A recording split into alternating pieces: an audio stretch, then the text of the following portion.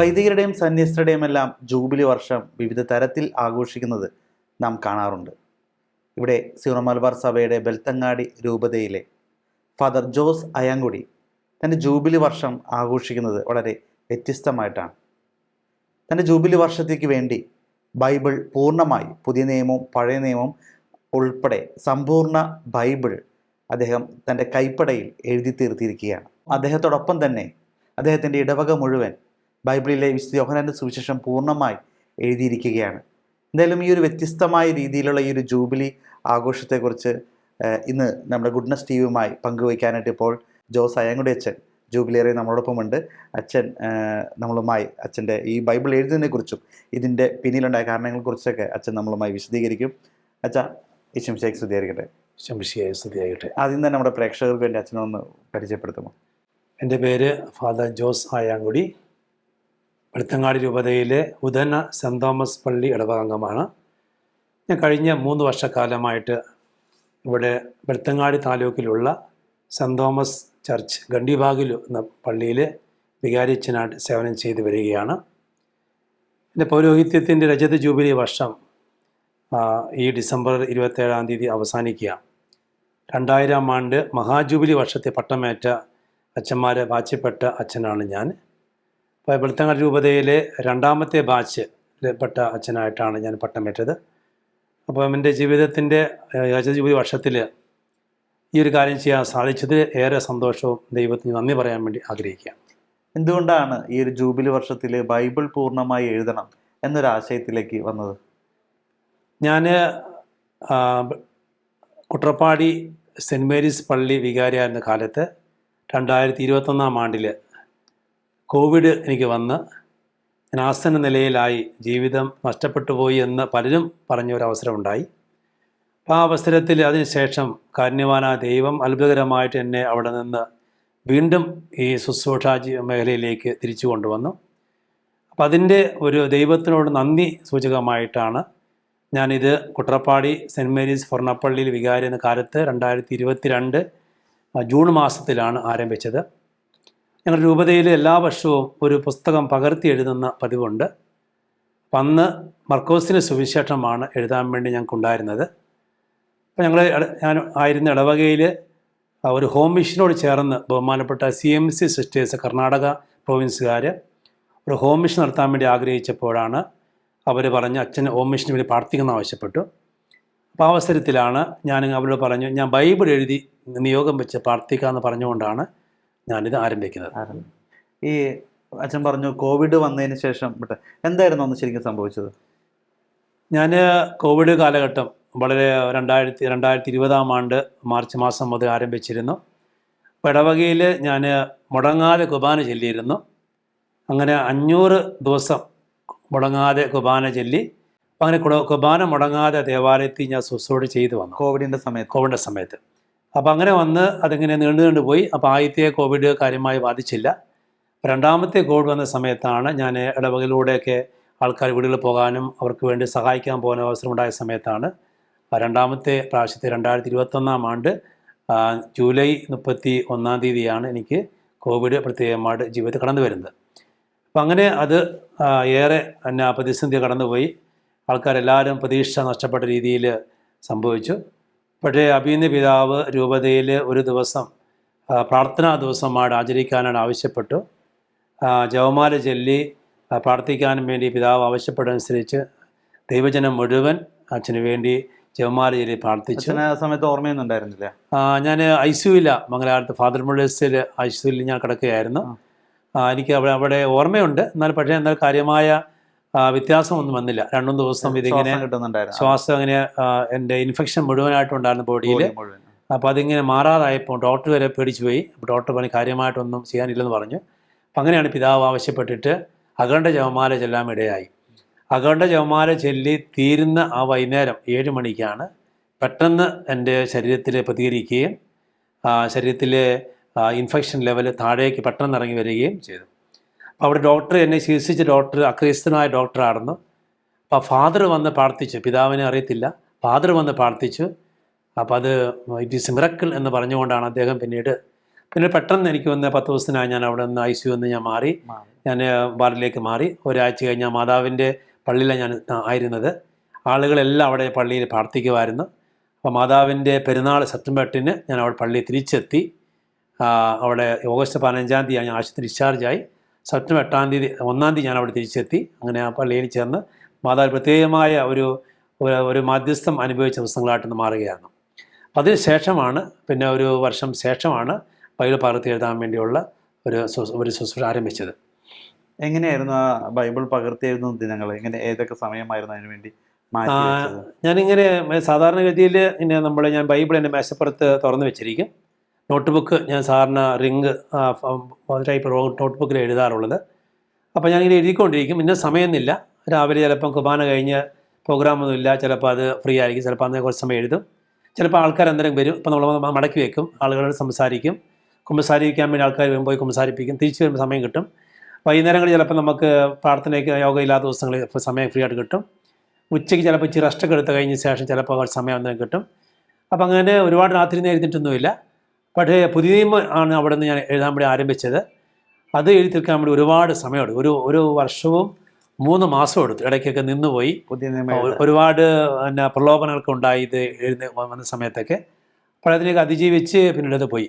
അപ്പോൾ ഈ പള്ളി വന്ന ശേഷം 2023 ഡിസംബർ മാസം 3 തീയതിയാണ് ഞാൻ പഴയ നിയമം ഞാൻ എഴുതാനായിട്ട് ആരംഭിക്കുന്നത്. അപ്പോൾ അതിന് മുമ്പ് പുതിയ നിയമം തീർത്ത് ഞാൻ. അപ്പോൾ ഇവിടെ വന്ന ശേഷം 2 കൊല്ലം കൊണ്ട് ഞാൻ 1300 പേജ് നമ്മുടെ ബൈബിളിനകത്ത് വരുന്ന നമ്മുടെ പഴയ ഭാഗം 2 വർഷം കൊണ്ട് അത് എഴുതി തീർക്കാൻ വേണ്ടി സാധിച്ചു എന്നുള്ളതും, ഇടയ്ക്കൊന്നും കാര്യമായ ഗ്യാപ്പൊന്നും വരാതെ രീതിയിൽ പഴയ നിയമം എഴുതി തീർക്കാൻ സാധിച്ചു എന്നുള്ളതാണ് എൻ്റെ ജീവിതത്തിൽ കണ്ടെത്തിയ കാര്യം. ഞാൻ എങ്ങനെയായിരുന്നു പിന്നീട് ഇത് ജൂബിലി വർഷം ആകുമ്പോഴത്തേക്ക് ഇത് തീർക്കണം എന്നൊരു ചിന്തയിലേക്ക് എപ്പോഴാണ് വന്നത്? അപ്പോൾ അതിങ്ങനെ ഞാൻ 2022 ആരംഭിച്ചു. അപ്പോൾ പുതിയ നിയമം തീർന്നു. ഇവിടെ വന്നപ്പോൾ പഴയ നിയമം എഴുതാൻ തുടങ്ങിയ സമയത്ത് 2 വർഷമുണ്ട്. അപ്പോൾ എനിക്കൊരു ഡൗട്ടായിരുന്നു. കാരണം പഴയ നിയമം ഞാൻ 250 പേജുള്ളത് 1 വർഷവും 3 മാസവും എടുത്തു. പഴയ നിയമം 1071 പേജുണ്ട്. അപ്പോൾ ഞാൻ നോക്കി ഒരു വർഷം 500 പേജ് എഴുതിയാലാണ് തീരാൻ സാധിക്കുക. അപ്പോൾ ഞാനൊരു കണക്ക് കൂട്ടി, ഒരു ദിവസം ഇത്ര അധ്യായം വെച്ച് എഴുതി കഴിഞ്ഞാൽ തീരുന്ന ചിന്ത വന്നു. അങ്ങനെ എഴുതി ആരംഭിച്ചതാണ്. അപ്പോൾ ചില ദിവസം 2 അധ്യായം എഴുതിയിട്ട്, ചില ദിവസം 5 അധ്യായം എഴുതിയിട്ടുണ്ട്. അങ്ങനെ പഴയ ഒരു മാസത്തിൽ ടാർഗറ്റ് ഉണ്ടായിരുന്നു. ഒരു മാസം ആകുമ്പോൾ ഒരു ദിവസം ഇത്രയായിരുന്നു, ഒരു മാസം ആകുമ്പോൾ ഇത്രയായിരുന്നു. അങ്ങനെ ഒരു വർഷം കഴിഞ്ഞപ്പോഴത്തേക്ക് തോന്നി ഇത് നമുക്കൊന്ന് ഉത്സാഹിച്ച് പിടിച്ചു കഴിഞ്ഞാൽ കാര്യം തീരുമാനമെന്ന് തോന്നി. അപ്പോൾ അങ്ങനെ ജൂബിലി വർഷമായിരുന്നു 2025 വർഷം. അപ്പം നമ്മുടെ സഭയുടെ ജൂബിലിയും കൂടിയാണ്. അപ്പോൾ ഞാൻ വിചാരിച്ചു ഒന്ന് ഉത്സാഹിച്ച് കഴിഞ്ഞാൽ തീർക്കാൻ സാധിക്കുന്ന ചിന്തയോടെയാണ് പിന്നീട് അത് അങ്ങനെ ചെയ്യുകയും പിന്നെ ഞാൻ പ്രതീക്ഷിച്ചതിന് വേഗം അത് തീരുകയും ചെയ്യും. ഞാൻ രൂപതയിൽ എല്ലാ വർഷവും ജൂബിലി ആഘോഷമുണ്ട് അച്ഛന്മാരുടെ. അപ്പോൾ രൂപത ജൂബിലി ആഘോഷിക്കാൻ വേണ്ടി കടന്നു ചെന്ന സമയത്ത് ബൈബിളുമായിട്ട് പോകണമെന്നാണ് ഞാൻ വിചാരിച്ചത്.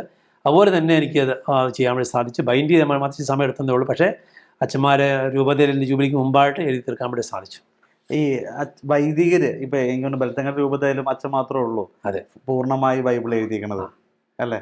ഞാൻ പലപ്പോഴും ഒരുപാട് വിശ്വാസികൾ ഇങ്ങനെ പലപ്പോഴും സോഷ്യൽ മീഡിയയിൽ കാണാറുണ്ട്, ബൈബിൾ പൂർണ്ണമായി എഴുതി തീർക്കുന്നു. പക്ഷെ ഒരു വൈദികൻ ഇതുപോലെ പേപ്പർ പൂർണ്ണമായി എഴുതി തീർക്കുക എന്നുള്ളത് നമ്മൾ കേട്ടു. അത് എങ്ങനെ സംഭവിച്ചു വെച്ചാൽ എനിക്കിതിനെ കൃത്യമായി അറിയത്തില്ല. പക്ഷേ അങ്ങനെ ആശയം എനിക്കുണ്ടായി. അവിടെ നിന്ന് ബൈബിൾ ഒരു ബുക്ക് എഴുതാൻ തുടങ്ങിയതാണ്. പിന്നെ 2 ബുക്ക് എഴുതി. പിന്നെ അത് വെച്ച് മൊത്തം പുതിയ മുഴുവൻ എഴുതാമെന്ന് വിചാരിച്ച് തുടങ്ങി. പിന്നെ അത് കഴിഞ്ഞപ്പം വിചാരിച്ചു പിന്നെ നമുക്ക് താല്പര്യം വന്നു. ഇപ്പോൾ വീണ്ടും ഞാൻ എഴുതാൻ പോവുക. കാരണം നമുക്ക് എല്ലാ ദിവസവും ബൈബിൾ എഴുതിക്കൊണ്ടിരുന്നതുകൊണ്ട് എല്ലാ ദിവസവും ബൈബിൾ എഴുതുന്നു. അപ്പോൾ അങ്ങനെ ചെയ്തു പോയതുകൊണ്ട് നമുക്ക് വീണ്ടും എഴുതുന്ന താല്പര്യമാണ്. പിന്നെ കൈക്കൊക്കെ ആരുമ്പോൾ ഭയങ്കര വേദനയൊക്കെയാണ് കൈക്കെല്ലാം ഉണ്ടായിരുന്നു. പിന്നെ അതെല്ലാം അങ്ങ് മാറി. പിന്നെ കാര്യമായ തിരുത്തലൊന്നും വരാതെ രീതിയിൽ എഴുതാൻ വേണ്ടി സാധിച്ചു. കറക്റ്റായിട്ട് എല്ലാം കറക്റ്റ് അതേപോലെ വാക്യങ്ങളെല്ലാം ഓരോ വാക്യങ്ങളും കൃത്യ നമ്പറിൽ അപ്പോൾ നമ്മൾ ഇൻവേർട്ടഡ് കോമയും അങ്ങനെയുള്ള സംഭവങ്ങളൊന്നും അങ്ങനെ വരച്ചൊന്നും ചെയ്യാൻ വേണ്ടി സമയം എടുക്കാൻ പറ്റിയിട്ടില്ല. കാരണം single inverted comma, double comma അങ്ങനെയെല്ലാം ഉള്ളതുകൊണ്ട് അപ്പോൾ ഞാൻ അധ്യായവും വാക്യവും എല്ലാം എഴുതിക്കൊണ്ടാണ് പോയിക്കൊണ്ടിരുന്നത്. ഇവിടെ വേറെ കാര്യം പറയാനുള്ളത്, ഇത് നിയോഗം വെച്ച് അങ്ങനെയാണ് ആരംഭിച്ചത്. നമ്മുടെ ആ കുട്ടപ്പാടി പള്ളിയിൽ ഇടവകയുടെ നമ്മുടെ ഹോം മിഷനോടനുബന്ധിച്ച് നിയോഗം വെച്ചിട്ടാണ് ആരംഭിച്ചത്.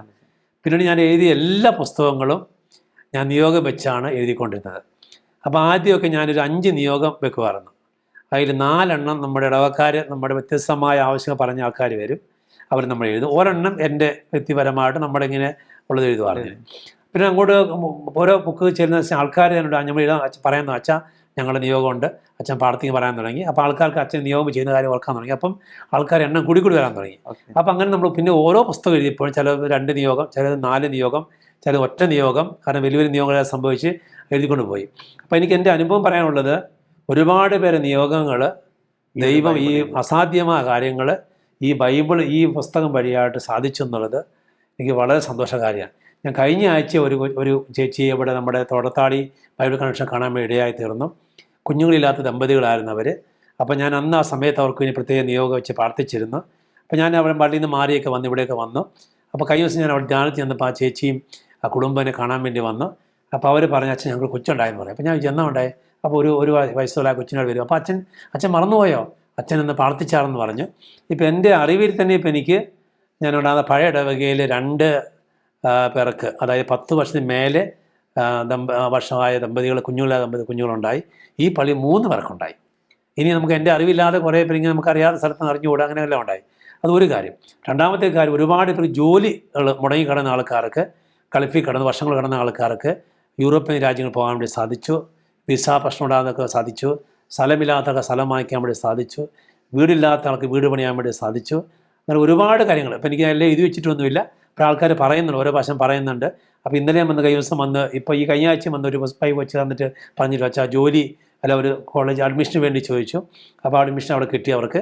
അപ്പോൾ അങ്ങനെ ഒരുപാട് പേരുടെ നിയോഗങ്ങളെ സാധിച്ചിട്ടുള്ളൊരു ബൈബിളാണെന്ന് പറയാൻ വേണ്ടിയാണ് എനിക്ക് ഏറ്റവും വലിയ എനിക്ക് ആഗ്രഹം. അപ്പോൾ ദൈവവചനത്തോട് ആരൊക്കെ ചേർന്ന് നിൽക്കുന്നു, അത് മുറുകെ പിടിക്കുന്നു, ഇന്ന് ജീവിക്കുന്നവനായ ദൈവം വചനത്തിലുണ്ട് എന്നുള്ളതാണ് എനിക്ക് പറയാനുള്ള സാക്ഷ്യം. ആ ഒരു വചനത്തിന്റെ അത്ഭുതം അത് എല്ലാവരിലേക്കും എത്തുകയായിരുന്നു അല്ല, വചനത്തിന്റെ ശക്തി. ഇത് തന്നെയാണോ അച്ഛൻ്റെ പേഴ്സണലായിട്ട് ഇത് വചനം എഴുതി തുടങ്ങിയത് മുതൽ ഇപ്പോൾ കഴിഞ്ഞ 3 വർഷമായിട്ട് അച്ഛൻ ദൈവവചനം എഴുതി തുടങ്ങുന്നു? ഈ ദൈവവചനം എഴുതുന്ന ഇതേ സമയങ്ങളിൽ അച്ഛൻ്റെ പേഴ്സണൽ ജീവിതത്തിൽ വന്നിരിക്കുന്ന മാറ്റങ്ങളും അത്ഭുതങ്ങളും ഒന്നും? തീർച്ചയായിട്ടും ഉണ്ട്. ഒരുപാട് കാര്യം ഞാൻ പറഞ്ഞത്, എനിക്ക് കോവിഡ് കാലശേഷം എനിക്ക് ഒരുപാട് വേദനകൾ, കൈയും കാലിനെല്ലാം ഇപ്പോൾ ആൾക്കാർക്ക് എല്ലാം അറിയാം, വേദനയുണ്ട്, ഒരുപാട് വേദനയുണ്ട്. അപ്പോൾ അതൊക്കെ എല്ലാം ഇങ്ങനെ ഓരോ സമയത്ത് ചിലപ്പോൾ കുറച്ച് മാറും, പിന്നെ കുറച്ച് കൂടി വരും. അപ്പോൾ കൈയുടെ വേദനയ്ക്ക് ഒരുപാട് മാറ്റം വന്നു, കാര്യമായ മാറ്റമില്ല. അതിലെനിക്കൊന്ന് ഇപ്പോൾ ഈ വർഷം എഴുതി കഴിഞ്ഞ ശേഷമാണ് രൂപത ബൈബിൾ കൺവെൻഷന് 4 ദിവസം ഞാൻ വോളണ്ടിയേഴ്സ് ടീമിൻ്റെ ക്യാപ്റ്റനായിട്ട് പ്രവർത്തിച്ചത്. അപ്പോൾ 5 ദിവസം അവിടെ ഫുൾ ടൈം ഞാൻ നിന്ന് അതിൽ നടന്നയാളാണ്. സാധാ കൈമോഷമൊക്കെ ഞാനത് ചെയ്ത പാടെ എനിക്കിവിടെ ഞാൻ പിന്നെ 2 ദിവസം ഇവിടെ ഇരുന്ന് കൈക്കാലൊക്കെ തിരുമ്മിയിട്ട് പോയിക്കൊണ്ടിരുന്നത്. പിറ്റേ ദിവസം ഈ പ്രാവശ്യം ഞാൻ അതിനുശേഷം 4 ദിവസം നമ്മുടെ ഇടവക മലയോര മേഖലയാണ്, കുന്നാണ് എല്ലാം ഉള്ളത്. നമ്മൾ 12 വാർഡുണ്ട്. അവിടെ 4 ദിവസം കൊണ്ട് നമ്മുടെ ആദ്യഫല തിരുനാളിൽ പിരിവിന് വേണ്ടി എല്ലാം കയറിപ്പോയി. പക്ഷേ ഈ പ്രാവശ്യത്തെ ഈ പിരിവ് ഇതെല്ലാം വന്നിട്ടും കാര്യമായിട്ടുള്ള പ്രശ്നങ്ങൾ ഉണ്ടാകാതെ എൻ്റെ ആരോഗ്യ നിലയിൽ ഒരുപാട് വ്യത്യാസം ഉണ്ടായി എന്നുള്ള എൻ്റെ വ്യക്തിപരമായ കാര്യം. കൈയുടെ വേദനയ്ക്ക് ഒരുപാട് മാറ്റം വന്നിട്ടുണ്ട്, കാലിൻ്റെ വേദനയൊക്കെ ഒരുപാട് മാറ്റം. പിന്നെ നമുക്കറിയാം പൗലോസ്ലീഹ നമ്മൾ പറയുന്നുണ്ട്, ഇതൊക്കെ ഒരു മുള്ളാന്ന് പറഞ്ഞ ഒരു ആശയം പൗലോസ്ലീഹ ഉള്ളതുകൊണ്ട് അപ്പോൾ അതുകൊണ്ട് എല്ലാ നമ്മുടെ രോഗങ്ങളും വേദനകളും എല്ലാം ഒന്നും മാറത്തില്ല. നമുക്ക് കൂടുതൽ വിസ്തീർണ്ണ വേണ്ടി ഇത് ആവശ്യമാണെന്ന് ചിന്തയോടുകൂടിയിട്ടാണ് അത് പോകുന്നത്. അപ്പോൾ എന്നാലും എന്നിട്ട് തന്നെ എൻ്റെ വ്യക്തിപരമായ എൻ്റെ ആരോഗ്യത്തിൽ ഒരുപാട് കാര്യത്തിൽ വ്യത്യാസം ഉണ്ടായി എന്നുള്ളതാണ് എനിക്ക് പറയാനുള്ളത്. ജൂബിലിക്ക് വേണ്ടി കഴിഞ്ഞ 3 വർഷമായി ബൈബിൾ പൂർണ്ണമായി എഴുതി തീർത്ത ജോസച്ചൻ്റെ അനുഭവമാണ് നമ്മളിപ്പോൾ കേട്ടത്. വലിയൊരു അത്ഭുതമാണ്. ദൈവവചനം ആ ഒരു പേപ്പറിലേക്ക് എഴുതി തുടങ്ങിയപ്പോൾ അച്ഛനിലൂടെ അച്ഛൻ്റെ ഇടവക മുഴുവൻ, അല്ലെങ്കിൽ അച്ഛനിലേക്ക് പ്രാർത്ഥിക്കാൻ വരുന്നവരും നിയോഗം വെച്ച് പ്രാർത്ഥിക്കുന്നവർക്കുമെല്ലാം ദൈവവചനത്തിൻ്റെ ശക്തിയിൽ വലിയ അത്ഭുതങ്ങളാണ് സംഭവിച്ചത്. തീർച്ചയായിട്ടും വചനം മാംസമായ ഒരു അനുഭവമാണ് ഇന്ന് ഈ ഇടവകയിലുള്ളത്. എന്തായാലും ഈ ഒരു ജൂബിലി വർഷത്തിൽ ജോസച്ചൻ ഈ ഒരു ബൈബിൾ പൂർണ്ണമായി എഴുതിയ അനുഭവം നമ്മളുമായി പങ്കുവച്ചു. ഒരുപാട് നന്ദി അച്ഛാ. Thank you.